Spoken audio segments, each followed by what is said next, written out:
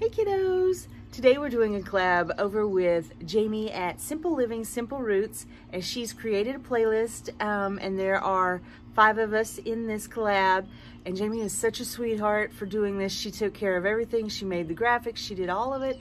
She is just adorable.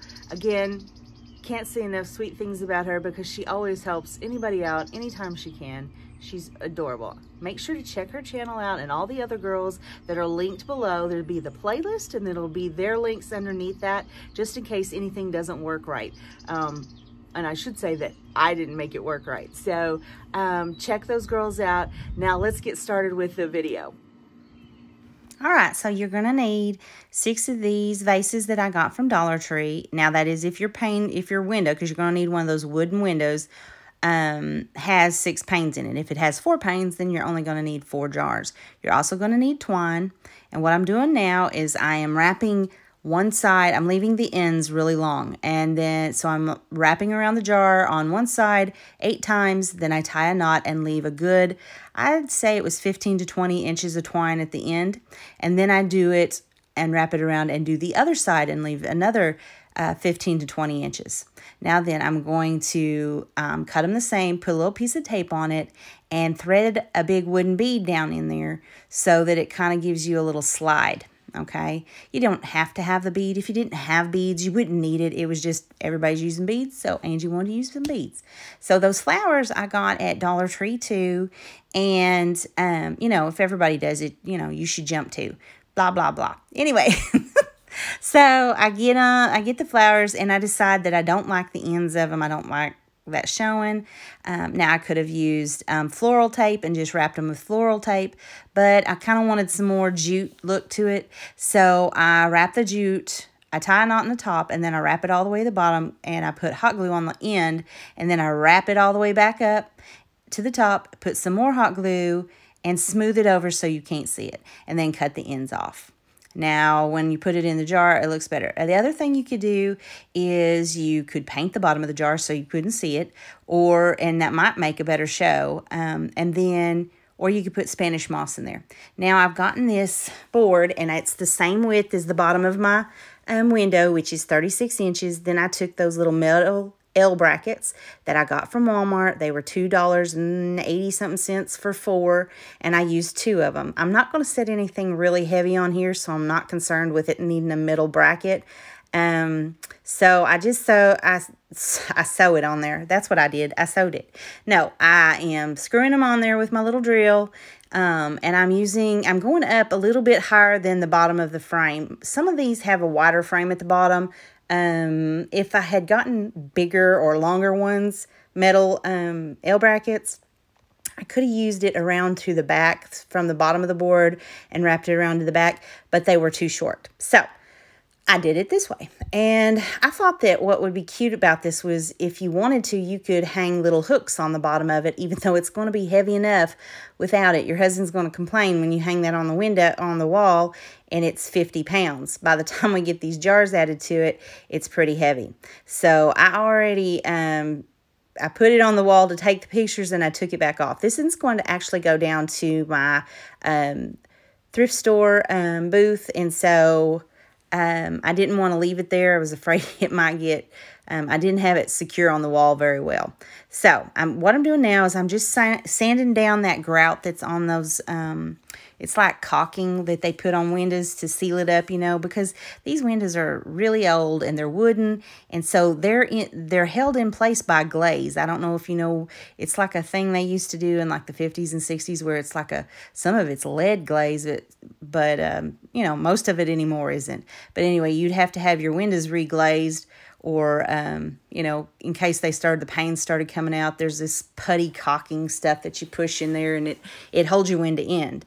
So anyway, so what I'm doing now is I'm cleaning it, and I'm going through, and I've painted the shelf with that linen white Rust-Oleum, and I'm not getting the shelf really good. I don't want to get it solid because I want the wood to show through, because the window has wood showing through, and I don't want the shelf to look brand new and then the window to not look brand new.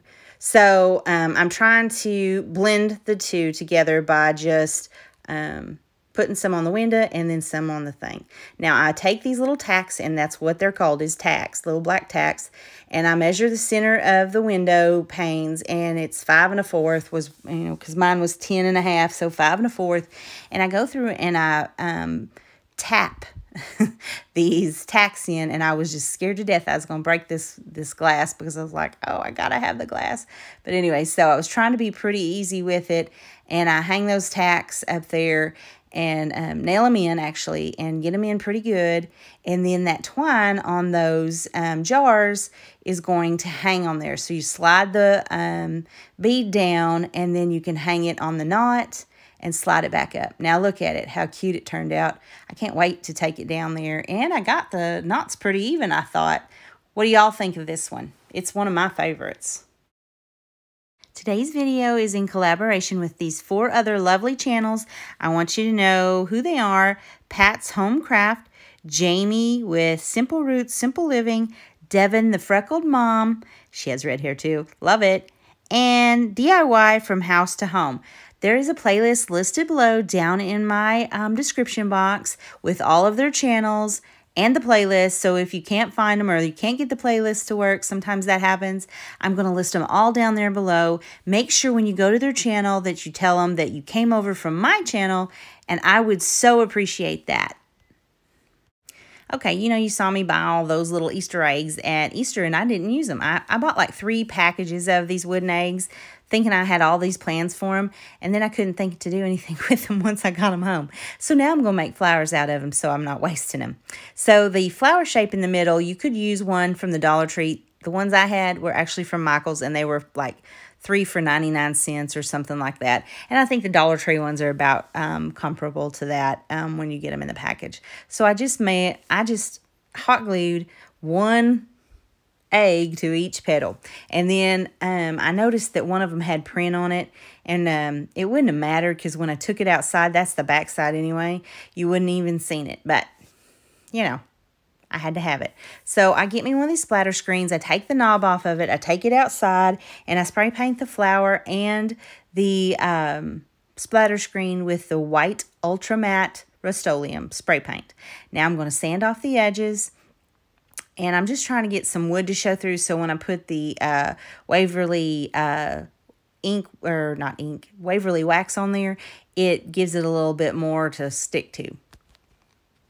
So I got one of those little flat back wooden beads, and I inked it up with this Waverly inks, or it ain't ink, Waverly wax. Good grief, why do I keep forgetting that? Anyway, so I stain it, and then I'm going to hot glue it to the center. Then, of course, you can see me, I'm going around the edges and putting the wax around the edges so it has a little bit of a distressed edge to it. And I also do it to the edge of the inside flower too. So I do it to the petals, and then I do it to the inside of the petals of the inside part. Does that make sense? So then I'm going to need a little wooden piece to hot glue this on here, because it's just not going to stick to that metal. So I took a piece. I always save the little wooden pieces when I cut them off of those paint sticks. I always save them because they're a super thin something that can be hot glued and not seen. So that's what is actually got those all stuck on there. Now I got this. This is that boxwood plastic fern stuff from Walmart. It's like 99 cents a bush, and y'all know that I buy tons of this stuff because I absolutely love it. Again, I'm going to tell y'all, buy this stuff for Christmas because it's going to be very pretty at Christmas time. Save you a whole bag of it. Now, I took this arrow that I got from Dollar General, and I got it for Valentine's Day, but of course I didn't use it. So I mean, I used one of them, but I bought 2, of course. So anyway, I take it and I take all the staples and all of that out of there, and then before I spray painted it, I put Vaseline on that metal heart. So you can see here where I'm rubbing off the paint, a little bit of it stuck. I didn't get quite enough all the way around the edges, so maybe use a Q-tip instead of your finger like I did. Now I'm just going to sand the edges like I did before, put a little Waverly wax on it, and then I'm going to hot glue those little squares to the sign. After I hot glue the, what is that stuff called? The jute back onto it. So I hot glue the little squares that I got from Dollar Tree, little blocks, because I never can find Jenga blocks. I tell you, I go crazy for them things. Anyway, and then I take a little bit of that boxwood, and I'm going to put it around the heart and glue it on there. Now, I made this, what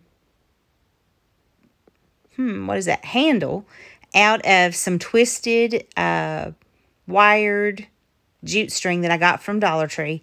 And anyway, I didn't like how it turned out. I probably will wind up fixing that. But anyway, you know, I did it for then, so it looks good for the video. Now, I'm taking a little stencil that I got from Michael's Dollar Bin years and years ago. I've had this thing forever, and I had never even used it. So I stencil on in celery is the color of that green. And then I found these little white hearts that are recollection hearts that I got in the scrapbooking section at Michael's. I've had these forever, but you can find these at Hobby Lobby too. And sometimes you can even find something comparable to it at the Dollar Tree. So I always buy that kind of stuff when it's, you know, 50% off. Now here it is, hanging on the wall. And I thought it turned out adorable. It's just a cute little something. And I think it'd be really cute inside of a wreath. All right, for our last project, I got these little milk jars. I guess that's what I'm calling them. Milk jars, pitchers, little tiny pitchers. They're about 3 inches tall. And you're going to need either acetone or alcohol. This alcohol is 91%. And I use this when I used to do cups because it really does just eat the varnish off of stuff. So you put it on there, and then you take a little razor blade and scrape the sayings off of them. And then you take your alcohol and wipe the rest of it off. It's just a water slide that's on there. So it comes off fairly easy. I mean, it took a little bit, but it did come off a lot easier than I thought. Like I told y'all before, I don't like writing on everything I own. So, you know, I'm kind of plain on some things, and I just don't like it. So I'm going to, after I do this, I'm going to take and put some, I had some like jute ribbon. That's what it was, jute ribbon. I bought it off of Amazon back in the summertime because my friend Christy, she said, hey, you need some of this. So I got it. Anyway, so I cut a piece to go around each one of the jars, and then I just hot glue it around the middle. And I do one facing one way and one facing the other way because I know I'm either going to put it on my coffee bar or I'm going to put it on a shelf, and I'm going to use both pieces to balance it out. All right, so I put styrofoam down in there, floral foam, whatever y'all want to call it. It's really not styrofoam, it's floral foam. And then I put a little hot glue in the bottom, and then I shove my foam down in there, and I'm using a serrated steak knife to cut it. That's what I always use to cut it.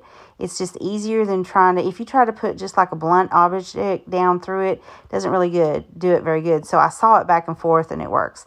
And then I cover the stuff with Spanish moss. Now you can see I put some in there, and then I took it out. Those yellow flowers did not work with this thing because they're way too big. Even clipped off, they just didn't work. So I took that boxwood, and I put it down in there, and then I've got these flowers that I've had forever. There's some that I use for, I'm just going to say funeral flowers or grave flowers that I do.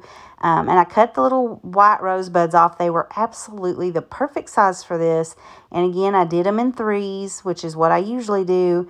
And I stick them down in there. So I do like one big white sprig of something out of there. And then I use the little white rosebuds to even it out.